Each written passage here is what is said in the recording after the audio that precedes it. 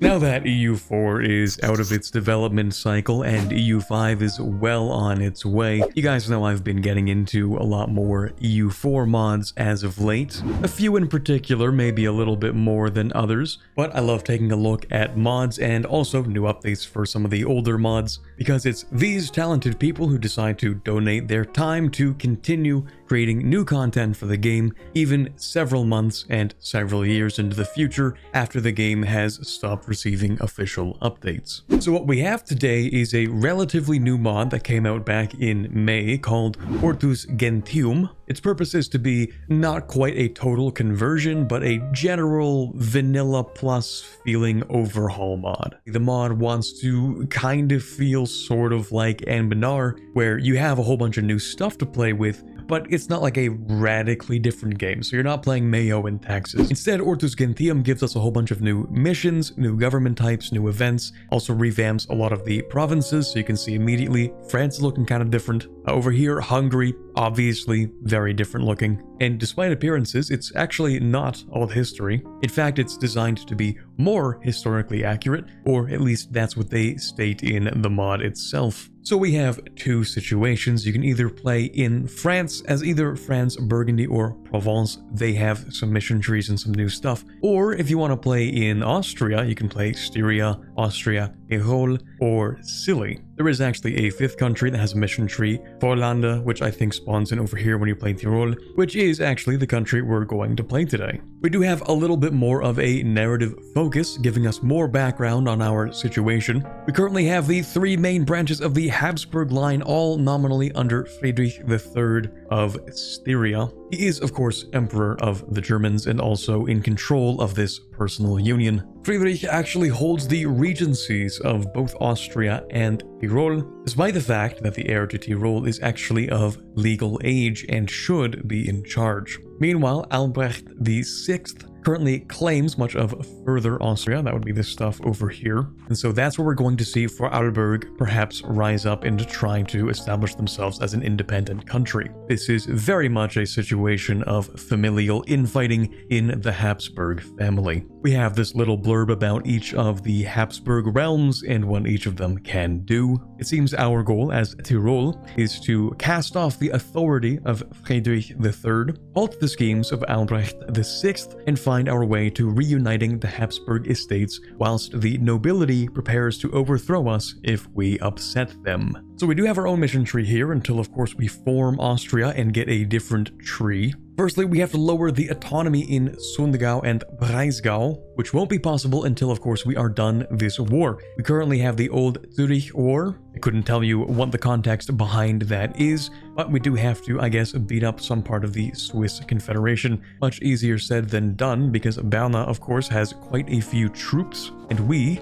are looking pretty insignificant by comparison. Only 5 force limit because we are, of course, a subject. So first order of business, we are going to recruit a general. For shock, excellent. And then if I'm remembering correctly, I think we actually do want to help win this war. So let's of course start by handing out our privileges. We cannot seize land until the war is done, so I'm going to keep us at about this much crown land. Also, you may have noticed we do in fact own a navy. And that's because the Rhine is now a navigable river. Only up to a point is mostly the upper Rhine, which means we cannot actually go to sea with these ships. But still, that's pretty neat. There we go, we've gotten our first 2 successful battles. Although I don't think we'll be able to wipe them. Well, maybe, hold on. Beautiful. Here we go, we now have Albrecht VI, Duke of Further Austria. We get our choice between just saying, okay, that's cool, or we can play as Vorlande. We're not going to do that though, of course. It is unfortunate that we do have our own new subject. Actually, it's a vassal of Styria. That's not great. But I mean, ultimately, there's actually nothing we could have done. Because for this to even be possible, we need to have lower than 50% autonomy. However, of course, that's not possible to do while you're at war. So, I mean, I guess it is an inevitable outcome. since I'm a subject, I cannot peace out on my own. Interesting.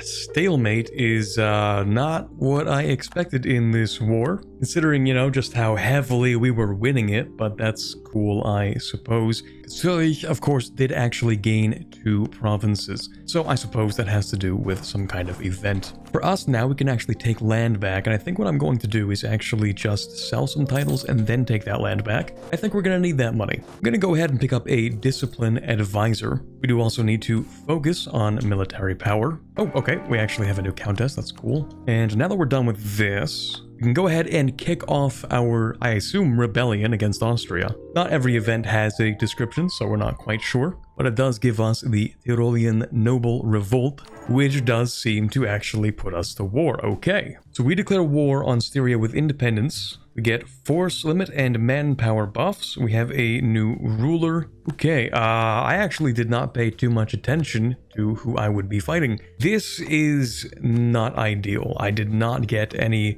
support for independence from any countries. It is the 10th of January. I think I'm gonna roll this back. I was improving relations with Bohemia, so maybe I just need to go ahead and follow through with what I was trying to do here. It seems Bohemia can't actually reach Styria, which is quite puzzling because they do in fact border their personal union. So, actually, they can reach Styria. I suppose they just don't want to reach Styria, but that's okay. It seems like we will actually be going this alone, unless I can insult my own overlord and see who likes me from that. I went ahead and grabbed religious diplomats, and after doing all of that, I can actually ask for independence from the Papal States, and I can also ask for help from the Teutons. That does appear to be it, so this is not going to be fun, but we do have to fight Castile, Zurich, Austria, and, well, who knows if we actually have to fight Castile. They're kind of in the middle of something. We do actually get a whole bunch of men for free, that is lovely. I did hire a couple of mercenaries, so the first thing we're going to do is try to smash the nearest army.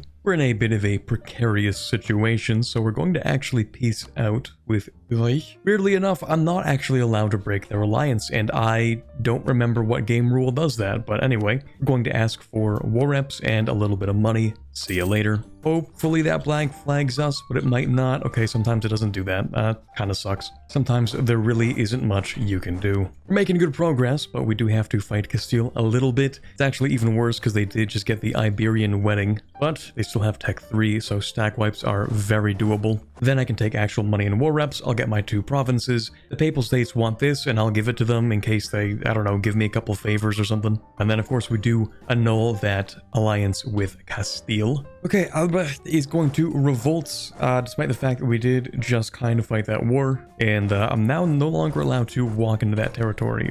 Okay. First of all, let's go ahead, sell some titles, and get some of that land back. We can reduce autonomy here and here. Ooh, okay. We have a lot of things going on here. First of all, yeah, the revolt. Also, purchase of Bregenz. Instead of conquering the puny country, this proposal outlines an idea of just purchasing these lands for ourselves. Whilst Bregenz may refuse, we are able to pay them a hefty fee. Okay. Well, they don't hate us. They do feel threatened by us. We'll see if they go through with it. And they refuse. Okay, so like, do we just conquer it? Do I get a claim at least? Anything? I'm guessing that's a no. Okay. That's cool, I guess. Now that Albrecht has been defeated twice, we're gonna go ahead and develop both these provinces to 15 dev. We will get no more revolts from Albrecht, and we'll also have 10 years of no more regions, giving us +1 monthly admin power and 0.05 reduced monthly autonomy. We do also get a permanent claim on all of Switzerland. Ooh, gold rush, perfect. It's not actually very easy to get back home because there's no river crossing between these 2 tiles. But maybe if I declare war, I can just sort of find access somehow, so we'll just go ahead, declare war on Brixen. Ooh. It's been a while since I've gotten this event. That is a 5/5/4, and I would absolutely love to have that heir. And a champion of the joust. Although I've been pretty unlucky with these recently. That's a pretty good general, actually. With Salzburg, we're going to humiliate, get some war reps, break their lines with Styria, and ask for money. And there we have it. We can just go ahead. We can conquer Brixen. I should probably check who the Emperor is. Oh, right, it's you. Well, that's too bad. With the deficit fixed and a new Master of Mint, we can lose a little bit of inflation, and until Sigismund dies, we'll get some yearly inflation reduction and increased production efficiency. Well, okay, Bohemia, I didn't actually notice that you also had Ladislaus in charge. I suppose that kind of makes sense. That is one of the things he kind of does. Okay, I'm sure that's not going to lead to any problems. Oh boy, okay, so many things are happening now. All right, yeah, right. Styria has inherited Austria. Ladislaus is dead, maybe? Ladislaus has suddenly died of mysterious causes. Okay. So what do we get from our inheritance? We can demand... I don't know what we're going to demand yet. I think this mod still has a little ways to go. A little bit of work to put into it still, but that's okay. I really don't know if this leads to war. I'm just going to make sure that I have my bases covered. And also, I think I'm just going to go ahead and ally France very briefly. When all else fails, make sure you have a big brother to help you out. So let's demand our inheritance. Oh, I just become Austria. What?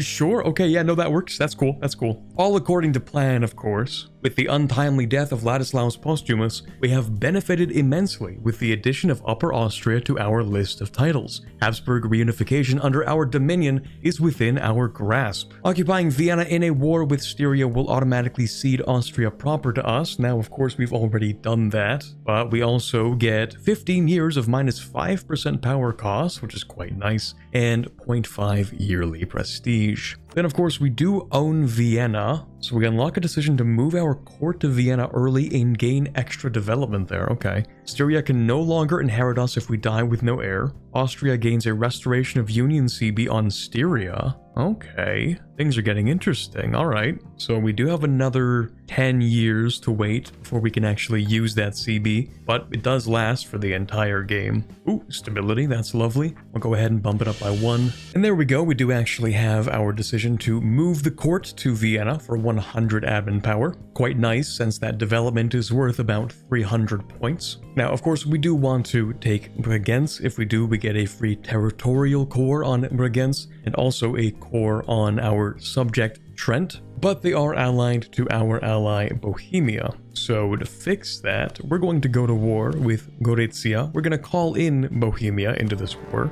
and now Bohemia is unable to defend Bregenz. Just got an event that I accidentally clicked by, tensions with Venice. It gave us a couple of claims over here. Bregenz can now be easily annexed. We get a free core on Vorarlberg. It also gains 1 additional building slot, 0.25 local prosperity growth, and minus 5% dev cost for the rest of the game. I think I'm just going to finish this through conquest. I'm going to turn Trent back into a vassal and then integrate them in 10 years. It also receives 2 random development, and we get 25 years of core creation cost reduction and tax, which I think does make that a little bit better. And of course, this war is pretty easy to finish off. We cannot full annex because we can't reach Götz, but I can get my war reps and a bunch of prestige.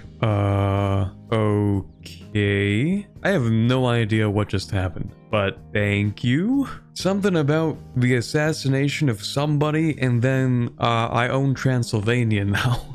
I have no idea what just happened. I mean, it's free territory. I can't complain, but okay. Yeah, that's something. All right, sure. Okay, then that's cool. That works for me. The Schwarz silver mine has grown, becoming the biggest silver mine in Europe. Pretty important event because it allows us to finish this mission off, which I think is maybe not the best written, because our 2 options are to wait for the event or to have 8 production and a workshop in Inntal. Except that Inntal is a gold mine, which means you can't build a workshop in here. Anyway, we can finish this off now. The mission pretty much reiterates the event. We get 2 base production in Inntal, as well as 20 years of 10% goods produced and minus 25% gold depletion chance. Well, there goes the Duke. Not exactly great, but actually preferable that he's going to die now rather than after I try to establish my union over Styria. A truce with Styria is up, and we're looking to enforce that union now. I don't think we need to call in Bohemia and the Papal States, but I'm going to anyway.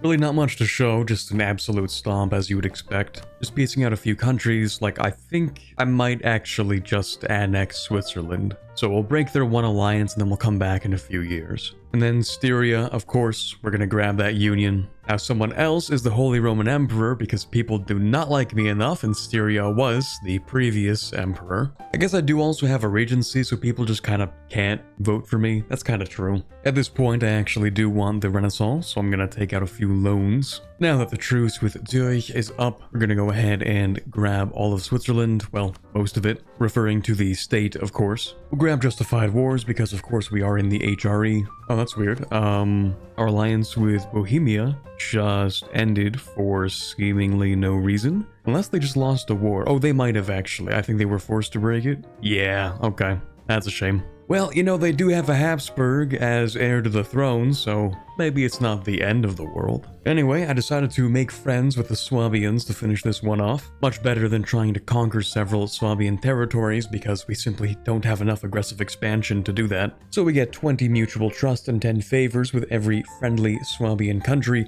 and we no longer have to have 8 Diplo per month to finish the Swabian League mission when we actually reunify Austria. I've also decided I'm actually just going to vassalize Zurich instead. It's less aggressive expansion and it seems to be a bit of a problem this time around. I'll also go ahead and sell some titles, take some of that crown land back, and I'm going to look to integrate my subject, who is not a big fan of the fact that I now have unlawful territory, or something happened, I don't know. But we'll have to get him back up to 190. Also go ahead and rival the Ottomans and Muscovy, but not Burgundy. I'm hoping we can be friends at some point, even though that is a really big Burgundy. Remember, the two other big countries that were changed were France and Burgundy, so it's not too surprising. And yes, of course, we are going to start getting our coalition. We're also a great power, that's nice. Unfortunately, I did have to cycle for a philosopher here just for us to finish off this mission. Our reward for completing it is a completely different advisor, but he is 75% cheaper,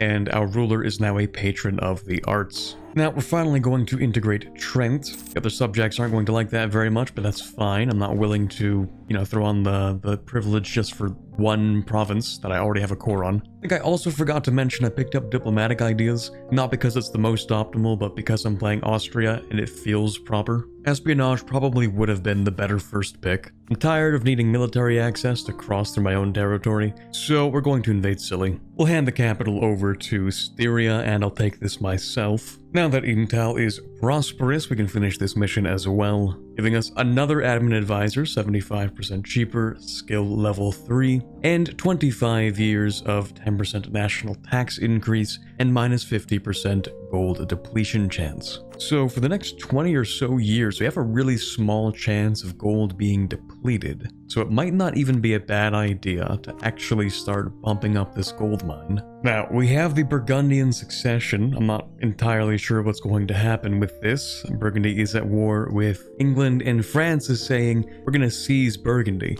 I don't think they're really in a position to do that, but okay. On the other hand, if they do start a war and call me in, that would be perfectly fine, because I do want to win a war against Burgundy. Okay, I don't even know what to say to that. Alright, Burgundy is now in a personal union with France, and they hate this state of affairs. But okay, I don't even know what to do in this case, actually, because this actually completely soft locks my tree. To be fair, the most it would do is give me some permanent claims in West and Eastern Burgundy, so it's really not that much to worry about. And of course now Burgundy has handed over all of the lowlands. We are having an absolutely insane game. Burgundy doing super well. They actually forced France to give more territory to their appanages. They expanded quite a bit and then said, alright, we give up. And then France is like, sure. The Emperor, which by the way is literally Ansbach, he can just take everything from us, that's fine. All of the lowlands, we can't possibly stand up to him. Still waiting for that coalition to disappear, but in the meantime, they're pretty harmless, they're not gonna do anything.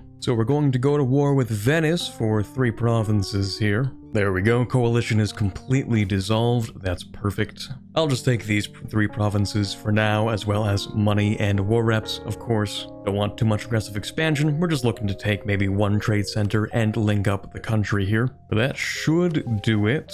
For the War of Rovereto, I'm sure that was perfect pronunciation, but all the provinces we or a non-tributary subject own in the Venetia area will get a shipyard building upgraded, and they'll also get 25% additional local trade power and 0.25 additional yearly tax tax income. Additionally, the nobility will no longer seek to sell our country away, and the only thing I can think of, in terms of what that actually means, is that if I have low crown land, I will no longer get that pop-up, which doesn't really affect anything to begin with because you can just say no to it. Also, 0.25 yearly tax income is a very, very small amount. That's the equivalent of 0.02 additional tax income per month. Not sure if that's the intended value, but that is what we get. Now, we do just have one thing left to do, and that's to take this one province over here from Uri. It is the last province in the Switzerland state, and of course we'll give it to our subject. I love peace deals that are completely messed up. Like if I went to the war leader, who is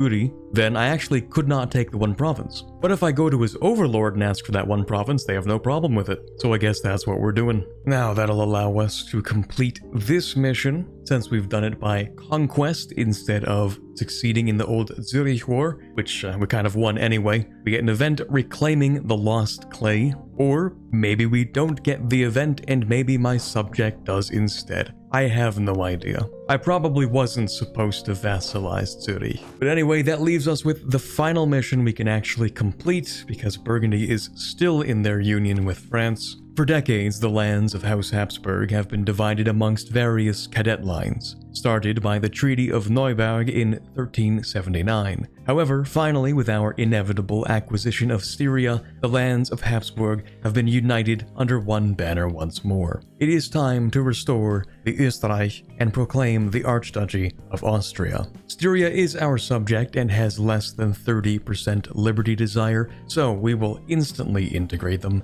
and we get an event. The event pretty much reiterates the mission here, and I'm not going to try and pronounce this Latin, but we get 10 prestige, new missions, and with us reuniting Austria, we will take on the privileges the nobility have long been entrusted. I guess we'll figure out what that means. We do, of course, also get new traditions and ambitions. Since we just have the default German ideas as Tirol, we'll just go ahead and pick up these new ones. Here we go. I think these are probably just the regular Austria ideas, although I don't play Austria that often, so I don't know. Now that we've formed Austria, we get the actual Austria tree. I'll go ahead and scroll through this whole thing just to give you perspective on just how much there is in here. If I had to guess, I think we're looking at, what is that? Easily over 100 missions, probably. We have stuff that deals with the HRE, also a ton of branching missions. I don't even know what most of this stuff does because they're all branching. We have the whole Hungary thing, which of course would be a little bit difficult to complete because Hungary is currently a subject of Bohemia, although they don't want to be a subject of Bohemia. So maybe there's some room in there.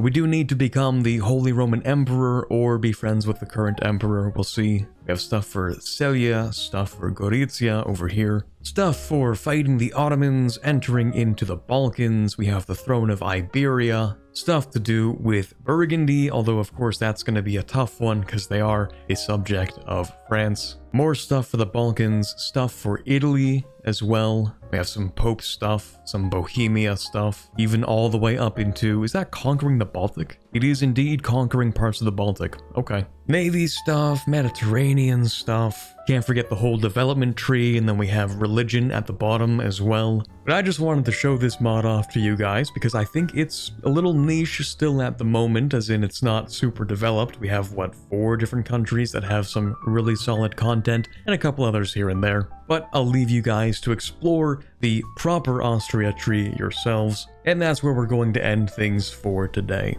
Couple thoughts about the mod so far from what I've seen. I think it's a really interesting direction that they're taking things. I like that they're trying to focus on individual countries to flesh out a whole bunch of mechanics and events and missions for each individual run, rather than just throwing a bucket of paint at the wall and seeing what you can get done in little piecemeal areas. So even though we only have France, Burgundy, I think Provence as well, Austria, or like the Habsburg subjects, and I think Celje are the countries that currently have content. Even though it's just a few, they are done pretty well from what I can see. For example, if we decide to tag over to France, you can see the French tree is also absolutely enormous. Lots of locked missions as well. I assume this is probably revolution stuff. Revolution versus absolutism. You have branching missions for the Crusader King's Path, so you can go down to Jerusalem, do a bunch of stuff. For the Western Schism, basically you can relocate the Pope to Avignon. With more branching missions, stuff to do with Naples, stuff like that. You look at Burgundy. Likewise, relatively large mission tree over here. I think a little bit smaller than France and Austria. I think those are the two main countries they wanted to develop. And then, of course, Provence also has their own mission tree. Really interesting. It even does more than the usual Provence mission tree, I think. So, regular Provence, of course, you get Naples, you get Hungary, you get, I'm trying to remember who else. But in this case, you basically get to become France, kind of. You get a corps in the France region, you can fight France for all your corps and also agitate their subjects for liberty. And then, of course, you can just mop them all up to get all your corps back. Then you get your union on Hungary and Aragon, which I think in this case only says Castile because they're in that union. Then, of course, you get Castile later. And then, even after that, I think you might even get claims on England, maybe? So you can actually become the Angevin Empire. So that's something. But anyway, really interesting mod. I suggest you go ahead and check it out. The link for it will of course be in the description, but that's all we have for today. So if you liked today's video, leaving a like would be super appreciated. And if it's your first time here, why not leave a subscribe? I'm going to be covering more EU4 mods like this in the future. So if you have any suggestions for mods you'd like me to check out, then leave them in the comments below. But for now, this is Corbett signing off, and as always, have a fantastic day.